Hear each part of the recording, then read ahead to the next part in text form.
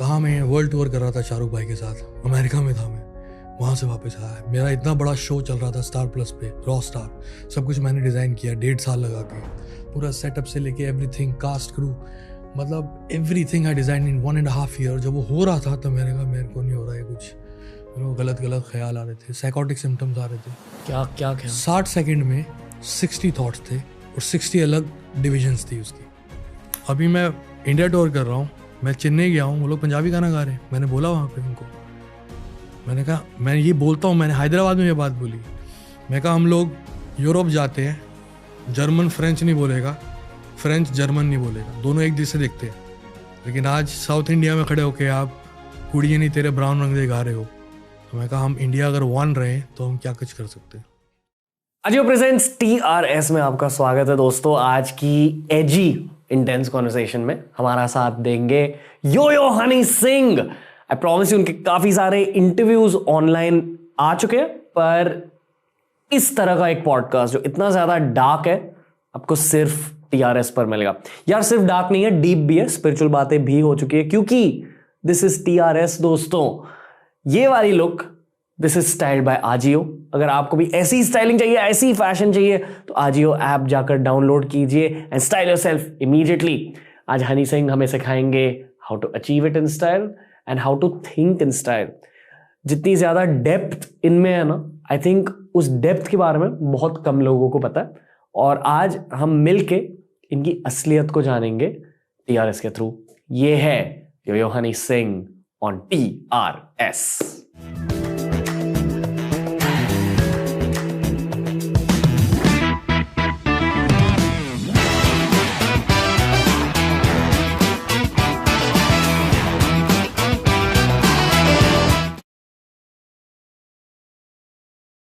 यो हनी सिंह, कैसे हो भाई? बढ़िया भाई, बिल्कुल मजे में। बहुत अच्छा लग रहा है कि आप मेरे सामने बैठे हुए हैं। थैंक्स भाई, thank you so much. I am feeling कि the college me is dreaming right now. अरे वाह कैसे हो भाई? मजे में भाई, बिल्कुल बहुत बढ़िया। Okay.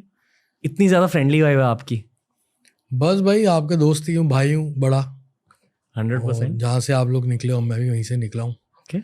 तो वही बस गलियाँ हैं, वही रास्ते हैं, वही मंजिल है। मंजिल क्या है? डेथ? नहीं, डेथ तो हो जाएगी, लेकिन उससे पहले बुलंदी तक जाएंगे। ओके, डेथ तो हो ही जाएगी, वो तो क्या ओके। है। लेकिन तब तक ऐसा कुछ करेंगे कि जो लोगों ने नहीं देखा पहले। बुलंदी को थोड़ा ज्यादा ब्रेक डाउन कीजिए। बहुत कुछ है। सबसे पहले तो वो करना है जो नहीं किया गया। माउंट एवरेस्ट तो नहीं चढ़ सकता, लेकिन जिसने पहली बार किया था उसका नाम हुआ था। तो वो क्या नाम है उसका, नील आर्मस्ट्रॉन्ग, वो भी नहीं बन सकता, लेकिन वो बना था, उसका भी नाम हुआ था। तो कुछ ऐसा जो पहले नहीं किया गया। अभी शुरुआत है, बीच में ब्रेक भी लगा काफ़ी, लेकिन शायद वो इसीलिए कि तीर को जितना दूर तक फेंकना है तो और पीछे खींचना पड़ता है। तो वो पीछे खिंचाव 7 साल का जो रहा, उसने तीर को और पैना कर दिया है और पकड़ और मजबूत कर दी है। तो जाएगा तो अर्श तक जाएगा। भगवान में बिलीव करते हो? बहुत ज़्यादा। तो भगवान ने वो उस तीर को पीछे क्यों खींचा? क्योंकि तब भगवान में बिलीव करना बंद कर दिया था। ओके। 2012 में जब मुझे कामयाबी मिली, उससे पहले भगवान में बिलीव करता रहा, मीडियम था, इतना हार्डकोर बिलीव नहीं था, लेकिन हाँ शुक्राना करता था और मांगता बहुत था। मिला, जब मिल गया तो मुझे लगा यार साला मैं ही भगवान। 2012, 2013, 2014 इतना कुछ देखा, इतना पैसा, इतना सक्सेस, इतना सब कुछ, बिल्कुल भगवान में बिलीव करना बंद कर दिया था। ओके। फिर उसके बाद भगवान ने समझाया कि भगवान मैं हूँ, तू नहीं है। फिर अभी वापस धीरे धीरे आया उस तरफ। भगवान में बिलीफ घटती या हटती कैसे है? दोस्तों की वजह से? नहीं, अपने आप अंदर तरीके से, अपने आप आपकी लाइफ के एक्सपीरियंसेस से और अपने हालातों की वजह से। और जब बचपन से सिखाया गया हो, मैं स्कूल में कीर्तन में तबला बजाता था, वॉज वेरी डिवोशनल। हमारे स्कूल में, सिक्स स्कूल में पढ़ा हूँ दिल्ली में, तो वहाँ पे डिविनिटी सब्जेक्ट था जो 8वीं तक पढ़ाया जाता था। तो उसमें जपजी साहब, हमारे होली बुक है, वो याद कराई जाती थी, तो उसमें बिलीव करता था, बहुत ज़्यादा पढ़ता था। बचपन में घर पे बहुत कीर्तन का माहौल था, शब्द कीर्तन का और सब था। लेकिन जब जवान हुआ तो कुछ ख्वाहिशें उठी और वो ख्वाहिशें पूरी नहीं हो रही थी, तो थोड़ा सा भगवान में बिलीव कम हुआ। फादर को मैंने ये देखा कि फादर इतनी मेहनत करते हैं लेकिन भगवान में बिलीव नहीं छोड़ते, तो उतना बिलीव तो मैं भी पकड़ के चलूँ, बाकी सब मेहनत के ऊपर है, जो मैंने उनसे सीखा कि मेहनत बहुत ज़रूरी है। तो पापा 6 दिन मेहनत करते थे, 7वें दिन संडे को हमें गुरुद्वारा जरूर लेके जाते थे, तो उतना बिलीव मेरा टच में रहा। फिर उसके बाद जवानी आ जाती है तो और फोकस आ जाता है लाइफ में, करियर, पैशन, यही करना ये करना, तो भगवान से थोड़ी दूरी और हट जाती है। और जब वो इतनी मेहनत करने के बाद जब कुछ मिला ना, तो लगा ये साला मैंने किया, ये किसी ने नहीं किया, ये भगवान ने नहीं किया, ये दुआओं ने नहीं किया, ये मैंने किया। ऐसा हो गया था मैं, बहुत ज़्यादा, बहुत ही ज़्यादा। और वापस जब बीमारी से बाहर निकला भी मैं, जब 2021 से, तब बिलीव शुरू हुआ कि हाँ नहीं है, एक परम शक्ति तो है एक, और उसमें भी। पर वो बिलीफ फिर से एंटर कैसे हुई आपके लाइफ में, री एंट्री कैसे हुई, कुछ हुआ? पता नहीं, बस अपने आप धीरे धीरे नज़दीकी आने लगी भगवान से। और अकेले बहुत टाइम स्पेंड किया मैंने, काफ़ी इंटरव्यूज में बोल चुका हूँ। 3.5 साल में अपने घर से बाहर नहीं निकला, और 1.5 साल में अपने कमरे से बाहर नहीं निकला। और जब नहाता भी था तो दरवाज़ा खोल के नहाता था, इतना डर था, फियर था मेरे अंदर। Bipolar disorder with psychotic symptoms की मुझे प्रॉब्लम हुई थी, जो सूखे नशे करने से और शराब पीने से होती है ज़्यादा, और कम सोने से होती है, और गलत लाइफस्टाइल से होती है। और सूखे नशे मतलब वीड? या बहुत ज़्यादा करता था मैं। 2012 में इंट्रोड्यूस हुआ था, 2 साल बहुत किया मैंने, एक्सट्रीम में कर दिया था, तो उसकी वजह से कोलैप्स हुआ सारा करियर, सब कुछ। तो बाकी उस डार्कनेस में बहुत कुछ दिखा, भगवान दिखा, शैतान दिखा, दोनों ने बाहें फैलाई, फिर चुना मैंने भगवान को। पता है, जब मैं कॉलेज में था तब रूमर्स होते थे कि आपको किसी सैटेनिक चर्च में देखा गया है, ये सच है? हाँ, मैं गया था सैटेनिक चर्च में? इंग्लैंड में। क्या है वो? पर पता है क्या हुआ था आपको? नहीं। मैं इंग्लैंड में था, शूट कर रहा था, तो मुझे एक लेडी जो मेरे किसी दोस्त को जानती थी, उन्होंने मुझे बोला कि आपको मेरे साथ कहीं चलना है। मैंने कहा जी आप जैसे कहें, चलते हैं शूटिंग के बाद। कहते खाना खाने चलना है, आपकी पसंद का होगा। बैंकॉक में एक रेस्टोरेंट है जिसका नाम है अलसना, पाकिस्तानी रेस्टोरेंट है। वहाँ का मुझे पुदीना चिकन बहुत पसंद है, जो मैं 2007 से खा रहा हूँ। ये कहानी बता रहा हूँ आपको, 2013 की शुरुआत की। मैं लंदन में था, मैं वहाँ गया, वहाँ इंडियन रेस्टोरेंट था एक। ये पहली बार मैं किसी कैमरे के सामने ये बात बोल रहा हूँ, सॉरी भाई। नहीं सही है, होनी चाहिए बातें। तो मैं वहाँ गया, पूरा रेस्टोरेंट खाली था, एक गोरा बारटेंडर था और वेटर कोई नहीं था। उस लेडी ने बिठाया, कुछ बातें करनी शुरू करी। ऑर्डर नहीं लिया गया, लेकिन ऑर्डर मेरे सामने आ गया, और वो वही पुदीना चिकन था जो मैं बैंकॉक में खाता था। उसकी शक्ल लग रही थी। मैंने कहा ये क्या हो रहा है भाई, ये तो बड़ी लगता है। मेरे यारों दोस्तों से पूछ के लगता है कुछ ऐसी चीज़ बताई गई है कि मेरे को पसंद है, और यहाँ अरेंज करिए, देखने में तो वही लग रहा है। मैंने कहा वो वही टेस्ट था। मैंने कहा ये क्या है? कि ये कुछ भी नहीं है। मैंने कहा तो कि ऊपर चलेंगे। वहाँ सीक्रेट डोर था ऊपर एक, वहाँ पे सैटेनिक चर्च था जो खाली था, वहाँ बाहर बोर्ड लगा हुआ था। वहाँ मैं गया, मैं बहुत एक्साइटेड था, क्योंकि मैं 2012 से भगवान को मानना बंद कर दिया था। मैं शैतान को मानना बिलीव नहीं किया था, लेकिन शैतान की तरफ अट्रैक्ट बहुत हो गया था। शैतानी हरकतें करता था, नशे करता था, ये करता था, वो करता था, याशी करता था, तो मैं उस तरफ अट्रैक्टेड बहुत था। तो मैं उस चीज़ से डरा नहीं, सैटेनिक टेम्पल से। मैं जाके एक बच्चे की तरह उन कुर्सियों में जाके बैठ गया, फोटो ही करा रहा था। और वहाँ की एनर्जीज बहुत डिफरेंट थी, बहुत स्ट्रॉन्ग। कैसी थी? कंप्रेस करते ना, जैसे कंप्रेसिंग थी, बहुत कंप्रेसिंग। क्लैप भी मारोगे तो रिफ्लेक्शन नहीं आएगी, हैवी एनर्जीज बहुत ज़्यादा। तो मुझे समझ में आया कि काम सीरियस है। सो कहती what you want to do in life? I say whatever I want to do I will do. come to us. He'll get you everything. Boys come there with bigger plans, council sets, they'll help them. मैं समझ गया ये मुझे करना नहीं है, लेकिन एक एक्सपीरियंस के लिए एक्सपीरियंस बहुत अच्छा है. तो ये बात तो किसी को पता भी नहीं है. वो इंटरनेट में मैंने फ़ोटो फेसबुक पे डाली थी जो 1 घंटे में उतार दी गई थी. मेरा मीडिया देखता था राज भाई, कनाडा से, इंग्लैंड में रहता था वो, तो उसने हटा दी. कहते नहीं ये हटानी पड़ेगी. तो वो फिर फ़ोटो हटा दी गई थी.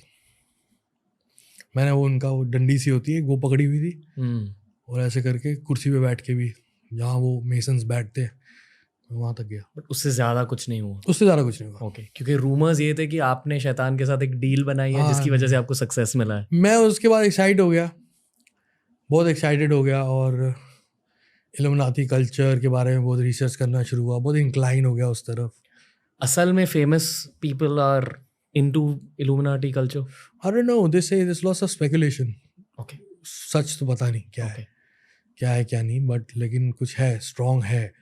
और अगर आप देखो, अगर बड़े लेवल पे जाके, टॉप फ्लोर पे जाके, तो आपको उसकी रिफ्लेक्शन दिखती तो है. कुछ तो होंगे, कुछ लोग होंगे. दिखती है. ओके, दिखती है, हर तरह से दिखती है. भारत में, वर्ल्ड वाइड, पेट्रोलियम में, फार्मास्यूटिकल्स में, वॉर्स में, एंटरटेनमेंट में, फिल्म्स में, पेस्ट में, साबुन में, हर जगह दिखती है अगर आप देखना चाहो तो. वो लोग चाहते थे कि आप उनके, पता नहीं क्या था वो, मैंने दोबारा पूछा नहीं, मैं तो खुश हो गया. मैंने कहा सही है, अच्छा है. एक होता ना कि मैं तब तक बदनाम था, बहुत बदनाम था. बदनाम के बावजूद कामयाब था और मशहूर था और प्यार भी कर रहे थे लोग. तो एक बैड बॉय इमेज थी जो थी उस वक्त. तो मैंने कहा कि जो बुद्धिजीवी लोग हैं, जो intellectual, so called intellectual, India में हिपोक्रेसी पता आपको कितने लेवल पे है, तो जो हिपोक्रेट इंटेलेक्चुअल इंडियंस हैं, जो मुझे मिसोजिनी और डबल मीनिंग और कल्चर को ख़राब करना और वेस्टर्न कल्चर को प्रमोट करना, ये सब कहते हैं, ये गाली बकते हैं मुझे, जिससे मुझे ख़ास फ़र्क नहीं पड़ता कि मुझे प्यार करने वाले बहुत हैं और मैं कामयाब हो रहा हूँ. अगर कामयाब ना हो रहा तो बात अलग थी. तो अगर वो मुझे लाइक नहीं कर रहे तो ये तो लाइक कर रहे हैं ना. वो बड़ा अट्रैक्ट किया मुझे.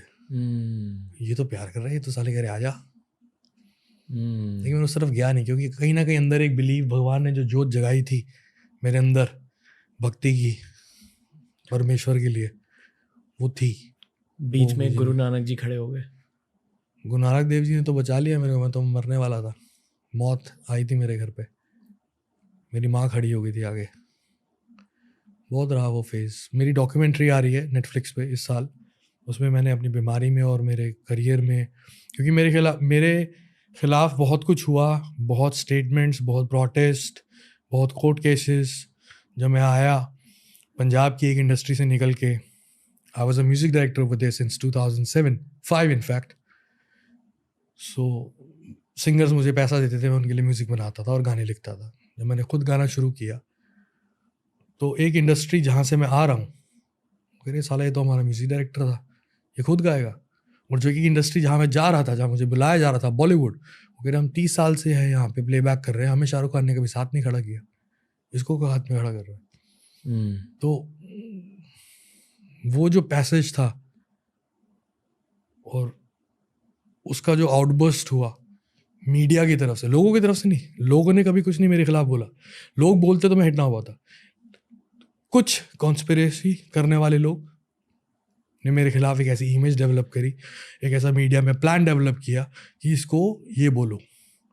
मैंने कभी क्लैरिफिकेशन नहीं दी, मैंने आज तक कोई इंटरव्यूज़ नहीं दिए, क्योंकि मुझे 5 स्लाइड में टेलीविजन पे बैठ के ये नहीं कहना था, नहीं ये मैंने नहीं किया, वो मैंने नहीं किया, ये मैंने नहीं किया. और तब पॉडकास्ट एग्जिस्ट नहीं करते थे. और मैंने कहा एक वक्त आएगा, एक कैमरे पे बैठ के, एक माइक पे बैठ के एक बारी बात करेंगे. तो फिर नेटफ्लिक्स मेरे पास आया कि हम आपके ऊपर डॉक्यूमेंट्री बनाना चाहते हैं, आप बताइए इंग्लिश में बनाए हिंदी में. मैंने कहा हिंदी में बनाइए. मैंने कहा मैं आपसे एक सवाल पूछता हूँ, मेरे पे डॉक्यूमेंट्री क्यों बनाना चाहते हैं? कहते इतना कुछ हुआ तुम्हारे खिलाफ लेकिन तुम कभी बोले नहीं. कहते क्यों नहीं बोले? मैं कहा मैं इसी मौके का इंतज़ार कर, मैं अब बोलूँगा. तो उसमें बहुत कुछ बोला हूँ. वो बहुत इंटरेस्टिंग डॉक्यूमेंट्री है, लोग एक्चुअली में जानेंगे मुझे, मैं हूँ कौन। मैं वो नहीं हूँ क्या? जो लोगों ने देखा सुना। ऊपर वाले ने आपकी सोल को इतनी अजीब जर्नी क्यों दी है, इतना ज़्यादा सक्सेस? हर एक के साथ हुआ है, नहीं, पर आपके साथ थोड़े एक्सट्रीम लेवल पर हुआ है। हर एक के साथ एक्सट्रीम के साथ हुआ है, हर एक के साथ। मैं कोई कंपैरिजन नहीं कर रहा, मैं तो नाखून बराबर नहीं हूँ। श्री राम को वनवास जाना पड़ा था, वनवास में जाके भी सीता माँ के साथ थे, और रावण ने आके जो किया वो अलग युद्ध छेड़ना पड़ा। तो मैं अपने आप को कंपेयर नहीं कर रहा हूँ महापुरुषों के साथ, लेकिन अगर आप हिस्ट्री देखें वर्ल्ड की, और जिन्होंने कुछ अलग से लोग होते हैं शायद, और जिनको कुछ ब्लेसिंग्स होती है, तो उनके लिए रास्ते में जो लंबा चल सकते हैं, उनके रास्ते में समुंदर भी आता है, पहाड़ भी आता है, स्मूथ रोड भी आती है, खेत खलियान सब आते हैं। जब आप वीड करते थे, did you ever get high? नहीं, मुझे नींद आ जाती थी, बस ये है। मैं शराब ही इसलिए पीता रहा भाई कि मेरा दिमाग थोड़ा स्लो चले। मेरी ये नस है, ये पटपट पटपट करती थी, क्योंकि मेरे को इतना कुछ करना था, इतना कुछ हो रहा था जी। मैं सोता ही नहीं था। मैं खाता था, जिम करता था, शराब पीता था, नशे करता था कि मुझे नींद आए, मुझे नींद आए। 2 साल में तकरीबन सोया नहीं ढंग से। तो मेरे को मेन प्रॉब्लम जो हुई वो स्लीपिंग डिसऑर्डर से एब्यूज़ हुआ, इन चीज़ों का, टॉक्सिक चीज़ों का। उसके ब्लेंड से मेरे को एकदम ऐसा क्रैश हुआ कि मैंने कहा ये मेरे से कुछ नहीं होगा, मुझे घर ले चलो। कहाँ मैं वर्ल्ड टूर कर रहा था शाहरुख भाई के साथ, अमेरिका में था मैं, वहाँ से वापस आया। मेरा इतना बड़ा शो चल रहा था स्टार प्लस पे, रॉ स्टार, सब कुछ मैंने डिज़ाइन किया 1.5 साल लगा के, पूरा सेटअप से लेके एवरीथिंग, कास्ट क्रू, मतलब everything I design in 1.5 year. जब वो हो रहा था तो मैंने कहा मेरे को नहीं हो रहा है कुछ, मेरे को गलत गलत ख्याल आ रहे थे, साइकोटिक सिम्टम्स आ रहे थे। क्या क्या ख्याल? 60 सेकेंड में 60 थॉट्स थे, और 60 अलग डिविजन्स थी उसकी। कुछ आपके कंट्रोल में नहीं रहता कुछ। सबसे डार्क थॉट क्या थी? कि मेरी भी मौत हो जाएगी, मैं शो पे बैठूंगा अभी तो मौत हो जाएगी। क्या इन चीज़ों की वजह से फिर ड्रग अब्यूज, अल्कोहल अब्यूज हुआ? As in weed abuse, not drug abuse, alcohol abuse. फिर आप एक सॉर्ट ऑफ इंट्रोवर्ट बन गए, कंप्लीट इंट्रोवर्ट, आप घर पे ही रहे। इंट्रोवर्ट नहीं बना भाई, मैं बीमार हुआ, मैं पेशेंट बना। इंट्रोवर्ट हुआ कि आप बीमार हुए और आप घर बैठ गए, आप इंट्रोवर्ट हुए और आप घर बैठ गए। मैं बीमार हुआ, समझ में ही नहीं आ रहा था परिवार को। डॉक्टर को 3.5 साल लगे मेरा केस समझने में। उसके बाद भी वर्ल्ड के 7 डॉक्टर्स नाकामयाब रहे। 2021 में मैं एक डॉक्टर से मिला हूँ, डॉक्टर राहुल मरादा। और चक्कर क्या है कि हमारे इस साइकेट्रिक साइंस के अंदर बहुत बड़े बड़े नाम्स हैं जो मेरे साथ ट्रीट किया उन लोगों ने मुझे, लेकिन बकवास है एकदम। उनको समझ में नहीं आता पकड़े कैसे इस चीज़ को। मेरा केस भी बहुत सीवियर था। एक डॉक्टर ने बोला था कि एल्बर्ट आइंस्टाइन को ये स्टेज थी जो तेरे को स्टेज है, इसको स्टेज है, मतलब तेरे को तो बोल ही, मेरे से तो बात ही नहीं करता था ना कोई, मेरे को समझ में नहीं आता था बात का। आपके करियर की शुरुआत हुई as a music composer. Yes. तो क्या इस स्टेज में आपको ट्यून सुनाई देते थे? नहीं, ऐसा कुछ बिल्कुल नहीं। म्यूजिक तो पता ही नहीं था। म्यूजिक चला गया आपके बिल्कुल दिमाग चला से? गया था, 3.5 साल चला गया था। आई एम श्योर कि अब आप ये मानते हो कि म्यूजिक भी ऊपर वाले की देन होती है। बिल्कुल देन होती है हमारी। देखो फ्रीक्वेंसी जो है जिसपे हर कीबोर्ड या बाजा ट्यून होता है, 440। 440 एक ध्वनि की ट्यूनिंग है, फ्रीक्वेंसी है, साइंस बताती है। मैंने भी कहीं पढ़ा नहीं था। मैं बहुत विद्वान लोगों में मेरा उठना बैठना रहा है बचपन में और जवानी में भी, जब म्यूज़िक स्ट्रगल कर रहा था तब भी पंजाब के अंदर। तो उन्होंने ये बात समझाई थी मुझे, ये 440 है। मैं कहा भाजी ये 440 होता क्या है? 440 पे ट्यून, कहते ध्वनि की फ्रिक्वेंसी है जो ऊपर वाले ने सेट करी है। मैंने कहा कैसे ऊपर वाले ने सेट कर दी? कहते ये पता कौन सी ध्वनि है? मैंने कहा कौन सी ध्वनि है? कहते एक छड़ी घुमाते आवाज़ आती है। मैं कहा आती है। कहते क्या आवाज़ आती है? मैं कहा सी आवाज़ आती है। कहते अर्थ भी तो घूम रही है, उसकी भी तो कोई ध्वनि है। तो 440 जो फ्रीक्वेंसी है जिससे म्यूजिक रिलेट करता है, वो एक अर्थ की और एक नेचुरल सुपर नेचुरल फ्रीक्वेंसी है जिससे आप कनेक्ट करते हो, नहीं तो आप कुछ कर ही नहीं सकते। हायर डायमेंशन, बहुत हाई डायमेंशन। ओके। और म्यूजिक भी उस डायमेंशन से निकल के आता है, उसी से निकल के आता है। स्पेशली जो म्यूजिक सक्सेसफुल बन जाता है। ऐसा नहीं है, हर म्यूजिक आपके अंदर भी म्यूजिक है अभी इस टाइम। पूछो क्यों? क्योंकि आप मुझसे पिच में बात कर रहे हो। आपने बोला हर म्यूजिक, आपने ऐसे बोला हर music, this is detuned, you are in tune, you musical. because you're divine and connected on 440 and resetted on 440. This is you. You're musical. आपने हर आदमी बेसुरा नहीं, हर आदमी सुरीला है, हर आदमी ताल में है. आपने किसी आदमी को ऐसे चलते देखा? या तेज चलेगा या धीरे चलेगा, लेकिन रिदम में चलेगा. तो रिदम हर आदमी में है, सुर हर आदमी में. अब आप कैसे हो? बहुत बेहतर हूँ अब बढ़िया चल रहा है. 2021 से जब से मेरी मेडिकेशन चेंज हुई हैं, जिंदगी में कुछ बदलाव आए हैं और डॉक्टर चेंज हुआ है. इसमें क्या बदलाव ब्रो? तो पर्सनल बदलाव है. ओके पर्सनल लाइफ में चेंजेस हुए? हाँ, पर्सनल लाइफ में चेंज हुआ. हैबिट्स नहीं, बस कुछ general. Okay bro. Okay Honey भाई, ये हमारा Ajio presents keep it casual round. आपको बिना ज़्यादा सोचे झट से सवाल देना और मैं कुछ टेंजेंशियल सवाल पूछ लूँगा ताकि एज अ पॉडकास्टर मुझे आपके दिल के बारे में ज़्यादा जानने को मिले. Okay, are you ready Honey भाई? Yes. Okay. One misconception people have about यो हनी सिंह. कि मैं यो हनी सिंह हूँ. ओके. हृदेश की पर्सनालिटी में ऐसी क्या चीज़ है जो यो हनी सिंह की पर्सनालिटी में नहीं है? सादगी. Okay. Is Hirdesh a good guy trying to be bad or a bad guy trying to be good? He's a very bad guy. Trying to be good. No, not trying anything. Not trying anything. I never tried to be something. I never ever tried to be Yo-Yo Honey Singh. I wanted it. Two different things. Okay. Trying to be and wanted. So I'm not trying to be anybody. I'm just a bad boy. You think you're a bad guy? Very bad guy. Okay. अगर कपड़े आपकी personality की एक offshoot है. Offshoot का मतलब एक representation है. हाँ. पर्सनालिटी की जो अंदर की पर्सनालिटी है वो बाहर की दुनिया आपके कपड़ों के माध्यम से देखती है. ओके. अगर कपड़े आपकी पर्सनालिटी की एक ऑफशूट है तो इस हिसाब से यो हनी सिंह की फेवरेट आउटफिट क्या है? Full of diamonds. जो अभी तक बनाई नहीं.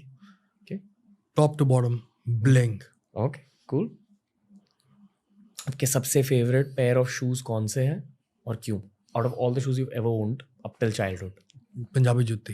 खुस्सा बोलते हैं हमारे पंजाबी में. खुस्सा.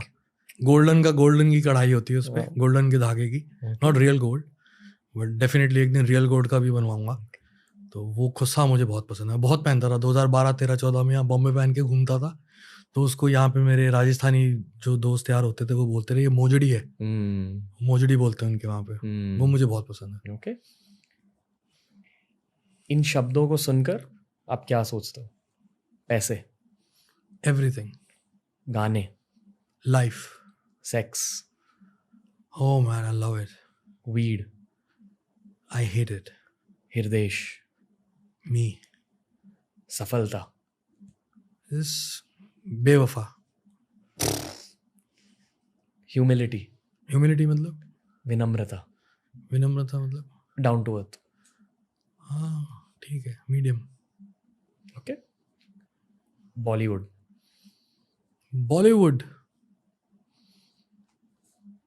माया नगरी. हाँ माया नगरी. ओके. माया, इल्यूजन. ओके. है ही नहीं वो जो दिखाते हैं. Okay. Share one truth and one lie. एक सच और एक झूठ अबाउट गॉड, भगवान के बारे में. झूठ. सच पहले भगवान के बारे में यह है कि वो हर जगह है.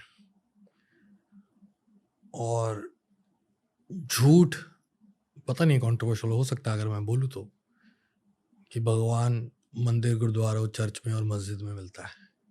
ओके. ये झूठ है मेरे हिसाब से. Okay alright. आप बेसिकली ये कहने की कोशिश करो कि भगवान हर जगह है, हर जगह, ना कि एक जगह पे. नहीं है. ओके. सैटानिक चर्च में भी वहाँ नहीं है. वहाँ नहीं है भगवान. वहाँ नहीं है. ओके. वहाँ नहीं है सिवाय वहाँ उस नहीं जगह के. वहाँ नहीं. सच में नहीं ब्रो, वहाँ पे वो कुछ अलग जगह है. वो अर्थ ही नहीं लगा मुझे. ओके. हनी सिंह का फेवरेट परफ्यूम और क्यों? Tobacco colour. ओके. इसका क्रिश्चियन डियोर का. क्यों? क्योंकि थोड़ा सा बोल्ड है. हाँ बोल्ड है और थोड़ा वुडी है और थोड़ा टोबैको है. नहीं पर साइकोलॉजिकली क्यों? वार्म है. ओके. वार्म है थोड़ा. ओके. जैसे यूरोपियन परफ्यूम्स होते हैं तो वो बहुत कूल होते हैं, ये बहुत वार्म है और आपको बड़ा गर्म रखता है, Okay. अंदर से। ओके, आपको कंफर्ट महसूस होता है उससे? कंफर्ट नहीं, वार्मथ। ओके, वार्मथ मिलती है उससे। ओके, ठीक है। लड़कियों को भी बहुत पसंद है। कूल, ठीक है। इन चीजों में किस चीज की कमी है? मुंबई मुंबई में क्या कमी है? कुछ नहीं, सब बढ़िया है। पंजाब? पीस। अब की आज की बात करो तो ओके, पंजाब वो रहा नहीं जब मैं रह रहा था वहां पे। आपके दिल में पीस की पीस नहीं है? अभी भी नहीं? सक्सेस में किस चीज की कमी है? अगर सक्सेस में इस चीज की कमी है कि वो है ही अच्छी, मैं इसको एक्सेप्ट करता हूँ, मेरे हिसाब से ठीक है, लेकिन किसी और के लिए, मेरा छोटा भाई जैसे आप हो, हम मेरे छोटे भाई हो, अब मेरा भाई ये काम कर रहा है, पॉडकास्ट कर रहा है, मीडिया के अंदर सब कुछ कर रहा है, मैं चाहता हूँ मेरा भाई सक्सेसफुल हो। तो सक्सेस में एक कमी पता है क्या है? तोड़ेगा बहुत आपको, रुलाएगा बहुत, नाकामयाबी बहुत दिखाएगा। तो अगर मैं छोटे भाई के पॉइंट ऑफ व्यू से देखूं तो कमी है, लेकिन अगर मैं अपनी तरफ से देखूं तो ये खूबी है सक्सेस की। अपनों पे ना लगे ना। अब गुड़िया मेरी सिस्टर है, ऑस्ट्रेलिया में रहती है, अब वो नौकरी करना चाह रही है वहां पे, तो मेरे को होता है कि ये सब कुछ सही सही चले, इसके लिए जो सक्सेस, जो तकलीफें मैंने देखनी थी वो मैं देखूं, इसको ना आए। काफी ज्यादा डीप बातें कर रहे हो। Anyway, next. मैं ऐसा ही हूँ भाई। नहीं, ठीक है, I am loving doing this podcast with you, बस यही थैंक है। You, same here brother. कुछ नया है। प्यार में किस चीज की कमी है? प्यार में कोई कमी नहीं है, कंप्लीट होता है प्यार। कंप्लीट होता है। ओके, वो भी बताऊं किसका? माँ का। Okay, may be if I asked you कि रोमांस में किस चीज की कमी है, you have said may be माँ के प्यार की। हाँ, ये भी बात है। ओके, ये बॉलीवुड वाला पिक्चर भी यूज कर लेंगे डायलॉग। हम क्लेम करेंगे, हम क्लेम करेंगे। ओके, मॉडर्न इंडियन म्यूजिक में किस चीज की कमी है? कोई कमी नहीं है, कंप्लीट है। हाँ तभी तो मॉडर्न है। Okay, okay, fair. अगर आप अपने बच्चों को बस एक ह्यूमन वैल्यू सिखा पाओगे अपने लाइफ में, तो कौन सा ह्यूमन वैल्यू होगा? सिर्फ अपने माँ बाप की इज्जत करना, रिस्पेक्ट। हाँ। Okay, strangest habit of Honey Singh? Strangest habit मतलब आपकी कोई वियर्ड चीज बता दो। वियर्ड? मैं हूँ ही बहुत वियर्ड आदमी। जो लोग मेरे साथ रहते हैं ना, उनसे पूछो मैं किस तरह का आदमी हूँ। बहुत मुश्किल आदमी हूँ मैं साथ में रहने के लिए, ओके, बहुत ज्यादा। Okay. तभी मैं इश्क में भी बहुत नाकामयाब रहा। तो कल ही मैंने एक शेर लिखा, इस बात पे शेर सुनाऊं? आपका ये प्लेटफॉर्म बहुत अच्छा शेर सुनाने के लिए। तो कल ही मैंने इस बात पे शेर लिखा है,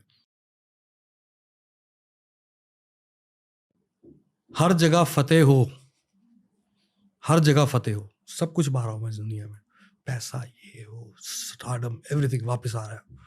हर जगह फतेह हो तो शिकस्त तो होगी, तो इश्क पे रख हौसला आशिक, तेरी जिंदगी जबरदस्त होगी। लेकिन नाकामयाब बहुत रहा मैं आज की में, अपनी वजह से, कि मैं बहुत मुश्किल हूँ, बहुत मुश्किल आदमी हूँ रहने के लिए। सेम, मेरे साथ रह नहीं पाता कोई। सेम। वही, ऊपर वाले ने सब कुछ दिया पर प्यार नहीं दिया। प्यार बहुत दिया है, हाँ, मतलब रोमांस नहीं दिया। रोमांस भी बहुत दिया है, इश्क नहीं दिया। इश्क नहीं दिया। इश्क का कोई और वर्ड नहीं है। Yes. शादी करनी है दिल में वो वाली शादी feeling? मेरी हो गई थी एक बार, अब सेपरेट हो गया मैं वाइफ के साथ, अब दोबारा तो नहीं करूंगा, लेकिन मम्मी पापा कह रहे हैं थोड़ा वक्त देखो, करना है तो करो। पर आप हो तो आशिक। मैं आशिक हूँ बहुत तगड़ा, बहुत तगड़ा, हर पंजाबी लड़का आशिक होता है, बहुत तगड़ा, एट इन सम वेरी कोर लेवल। बहुत तगड़ा। ओके, अगर आप अब 22 साल के हृदय से मिलोगे तो आप उन्हें क्या बताओगे? उसको सब कुछ पता है। पता है? 22 साल के हृदय को सब कुछ पता था। एक अवार्ड जीत चुका था बेस्ट साउंड इंजीनियरिंग का। एक गाना था उसके पास, खड़के गलासी तेरे नाते, 2005 में। उसको सब कुछ पता था। अगर हृदय को, अभी वाले हृदय, 1 साल के लिए देश का पीएम बना दे तो वो क्या बदलाव लाएगा? बदलाव क्या लाएगा? हमारे देश में किसी तरह सेकुलरिज्म वापस आ जाए और तगड़े तरीके से। ओके, और कुछ? क्योंकि हमारे महाराजा रणजीत सिंह जी थे पंजाब के, जो सिख एम्पायर चला काफ़ी वक्त, तो ये लोगों को बहुत कम पता है। लोगों को लगता है कि वो सिख एम्पायर था, तो majority of six were only 18% at his rule. Multiple culture के सेकुलर लोग थे, हर मंदिर धर्म और गुरुद्वारे, गिरजाघर और मस्जिदें बनी गई उस वक्त पंजाब में, और उनकी पूरे एम्पायर में, नॉट इवन पंजाब, बहुत बड़ा प्रोमिनेंस था उनका जी। तो कुछ वैसा करने की कोशिश करूँगा। वो आप शायद अपने म्यूजिक से भी कर सकते हो अभी भी। वो करते हैं। अभी मैं इंडिया टूर कर रहा हूँ, मैं चेन्नई गया हूँ, वो लोग पंजाबी गाना गा रहे हैं। मैंने बोला वहाँ पे उनको, मैंने कहा, मैं ये बोलता हूँ, मैंने हैदराबाद में ये बात बोली, मैं कहा हम लोग यूरोप जाते हैं, जर्मन फ्रेंच नहीं बोलेगा, फ्रेंच जर्मन नहीं बोलेगा, दोनों एक जैसे दिखते हैं, लेकिन आज साउथ इंडिया में खड़े होके आप कुड़िए नहीं तेरे ब्राउन रंग दे गा रहे हो, तो मैं कहा हम इंडिया अगर वन रहे तो हम क्या कुछ कर सकते हैं। Complete the following sentences. My biggest fear is dash. Death. Honey Singh looks sexiest in? As in? नहीं, in what? In suits. Okay. Pain is dash. Pain is pleasure. Pleasure. Rap is dash. Rap is बकवास। Okay. Rap की full form क्या है? जावेद जाफरी साहब ने बनाई थी, रहें आप परेशान। मैं वो बातें करूंगा जिससे आप परेशान रहेंगे। Okay. फॉर मी, छोटे होते जावेद जाफरी साहब को सुना है, तो उन्होंने एक उनके इंटरव्यू में बात बोली थी कि रैप का मतलब रहें आप परेशान। तो रैप तो एक बकवास है। Okay. 5 इंडियन म्यूजिशियन जिनके आप फैन हो? A.R. Rahman, Apache Indian sir, Amar Singh Chamkila, Kuldeep Manak और सेवमनी। मॉडर्न रैप सिनारियो को इम्प्रूव करने के लिए 4 टिप्स हनी सिंह के अकॉर्डिंग। यार ये अलग है कुछ, ये कुछ और अभी हो रहा है। ओके।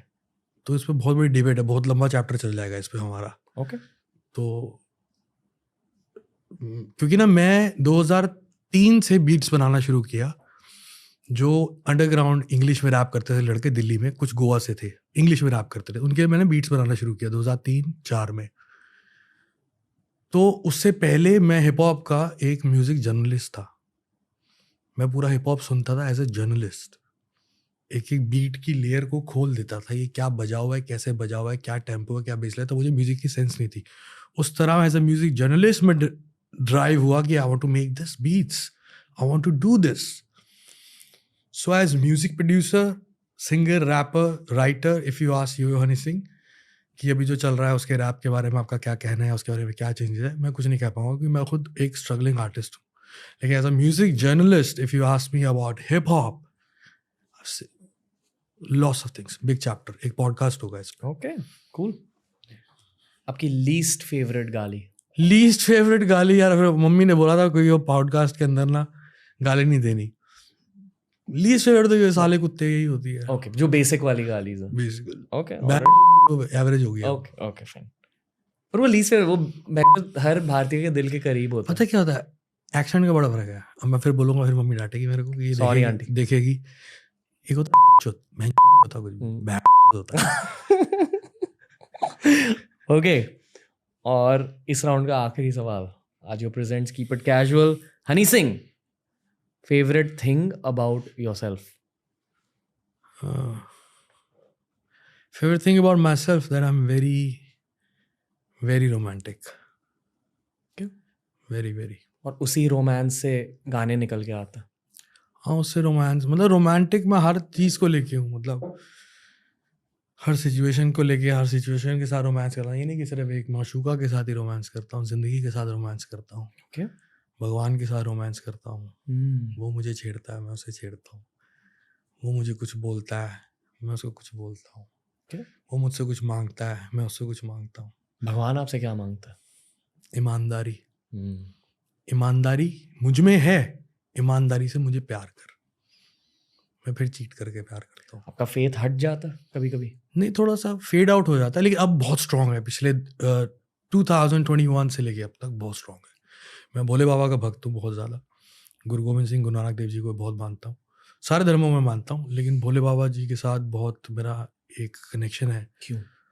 पता नहीं, वो मुझे ऐसा लगता है कि वो ना सब कुछ उन्होंने, सारे भगवानों ने, सारे देवी देवताओं ने बहुत कुछ झेला, बहुत कुछ सब कुछ, लेकिन वो मतलब वो बहुत बहुत प्राइम है। और कितने ही बाकी देवताओं ने उनको पूजा, कितने संतों ने उनको पूजा, तो वो एक अलग ही पर्सनालिटी है और अलग ही पावर है और डिस्ट्रॉयर है और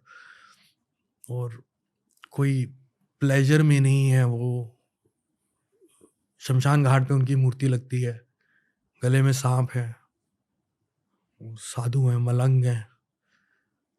इतनी प्रीचिंग्स नहीं है जितना वो, देखा जाए तो जो मैंने भी रिसर्च करने की कोशिश करी कि भोले बाबा की इतनी प्रीचिंग्स नहीं है जितना आप उनको सिर्फ देख देख के और ध्यान कर कर के ही सीख सकते हो।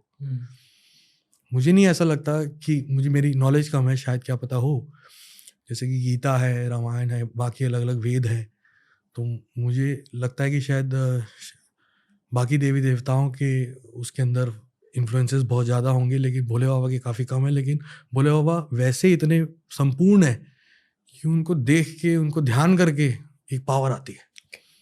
आप करते हो ऐसे? बहुत ध्यान करता हूँ। म्यूजिक के लिए? नहीं, अपने आप के लिए, खुद के लिए, पीस के लिए बोला ना, दिल में पीस नहीं है। मैंने 500 पॉडकास्ट किए हुए हैं और बहुत कुछ सीखा है। संस्कृत में एक शब्द है इष्ट देव। इष्ट देव मतलब आपके खुद के पर्सनल भगवान कौन, और जो आप अभी कह रहे हो बेसिकली आपके इष्ट देव है। हाँ, इष्ट देव। और कहा जाता है कि हर सोल अपना इष्ट देव पता कैसे चूज करता, based on what your soul needs at that moment. तो कहते हैं कि जो लोग शिव जी से ड्रॉन है, भोले बाबा से ड्रॉन है, उन्हें एक्चुअली स्पिरिचुअलिटी से प्यार है। और अगर आपने भोले बाबा की प्रार्थना करी, वो आपको आपके मटेरियल गिफ्ट्स दे देगा ताकि आप स्पिरिचुअलिटी की ओर जल्दी से चले जाए। अच्छा, do you believe? You don't have to agree. मुझे पता नहीं था, मुझे पता नहीं था इस बारे में। मैं मटेरियल गिफ्ट्स के लिए ध्यान नहीं करता। हाँ? सबसे ज्यादा मैं ध्यान करता हूँ भोले बाबा का पावर के लिए और पीस के लिए। प्यार भी एक मटेरियल गिफ्ट होती है। हाँ, ये भी बात है। मतलब इश्क भी मटेरियल गिफ्ट होती है। ये भी बात है। सेम, देयर इज नो, ये भी बात है। इमोशन है ना। हाँ, इमोशन है, प्लेजर मिल रहा है। स्पिरिचुअल चीजें उस पार होती है। हाँ, वो अलग है। वो तो है, वो तो है। ओके, वो बहुत अलग है। आगे के क्या प्लान्स है हनी भाई? बस वही बताया शुरुआत में, बहुत कुछ करेंगे, जो मन करेगा वो करेंगे। तो भोले बाबा के भक्त मैं बचपन से भी ऐसा ही हूँ। जो मन करता वही करता हूँ, और जब जो मन किया वो तब किया, जो मन नहीं किया तो नहीं किया। प्लान्स मैं बहुत बना के रखता हूँ जिंदगी में। मैं 10 प्लान बनाता हूँ और मेरे साथ ये ऐसा होता। अपनी औकात से बड़े सपने देखता हूँ, बचपन से देखे, पहुँचा, और बड़े सपने देख रहा हूँ। अभी आपको बताऊँगा तो आप शायद हंसोगे, लेकिन वो मैं कर दूंगा 10 साल में, 12 साल में, 15 साल में। आपको कोई बंदा आया था मेरे पास, मैं नहीं हंसूंगा, इसने कर दिया। तो बहुत सारे प्लान है, 10 प्लान बनाता हूँ, 3 पे काम करता हूँ, इतने फोकस से काम करता हूँ कि कुछ और नहीं देखता। 3 चलते हैं, अगले 7 रुक जाते हैं, उसके बाद अगले 3 वो आते हैं जो मैंने अगले साल के लिए सोचे थे, वो मेरे पास चल के आते हैं। ओके, कि अरे तुम ये क्या कर रहे हो, तुम ये करो, अरे ये तो मैंने अगले साल करना था, ये अब आ गया। बॉलीवुड मेरे पास आया, मैं बॉलीवुड के पास नहीं गया। They came to me, I was in Mohali. Shiv ji ने उनको पुश किया आपकी ओर। मैंने गाना बनाया भोले बाबा पे 2013 में, शिवरात्रि पे बना बाई चांस हो। गाने का नाम है झूम, बहुत ज़बरदस्त गाना है, मैं रिलीज़ करूँगा जल्दी किसी भी शिवरात्रि पे। आप और भी गाने बनाने वाले हो ऐसे धार्मिक? बने हैं, एक मैंने शायरी लिखी थी, शायरी पे गाना मैंने बनाया, गाने का मैंने 52 सॉन्ग्स बनाए। मैं अभी बताता हूँ आपको, मेरी ये एल्बम जिसके सिलसिले में मैं आपके पास आया हूँ, हनी 3.0, ये एल्बम डिज़ाइन करी मैंने सितंबर में। उससे पहले मैं शराब पी रहा था थोड़ी थोड़ी, इतनी ज़्यादा नहीं, और मेरा कुछ करने का मन नहीं था, और जो इक्का दुक्का शोज़ आ रहे थे वो कर रहा था, पैसा कमा रहा था थोड़ा बहुत। तो मेरे को किसी ब्राह्मण ने बोला था कि आप गंगा जी होके आओ, फिर मैंने कहा चले जाऊँगा। तो मेरे को फरवरी में बोला था, और मैं गया, मैं अमेरिका गया, अमेरिका से बहुत शराब पी, और वहाँ से वापस आया, मैंने गंगा जी चलेंगे। गंगा जी गया, मैं स्नान किया, पूजा करवाई मैंने, उसी ब्राह्मण ने आके करी, और वापस आया, मैंने सारी बोतलें उठा के फेंक दी स्टूडियो से। मैं कहा कोई नहीं दारू पिएगा, अब काम करेंगे। गाने बनाने शुरू करे, एक रात में 4 गाने बन गए। मैं कह रहा था साला एक रात में 4 गाने बन गए, टूटी खुली कुछ अजीब सी अपने आप गाने बनने लग गए। तो मैंने 52 सॉन्ग्स बनाए हैं 2 महीने में, सितंबर और अक्टूबर में। और अभी एक लेटेस्ट मैंने स्पिरिचुअल गाने तो हैं मेरे पास 3-4 और भी हैं। एक मेरा गाना है, वो गाने में बात नशे की हो रही है, लेकिन मैंने कई लोगों से ये सुना है और बड़े अच्छे खासे लोगों से ये सुना है कि हमें बड़ी स्पिरिचुअल वाइब आती है उससे। गाना है मनाली ट्रांस मेरा।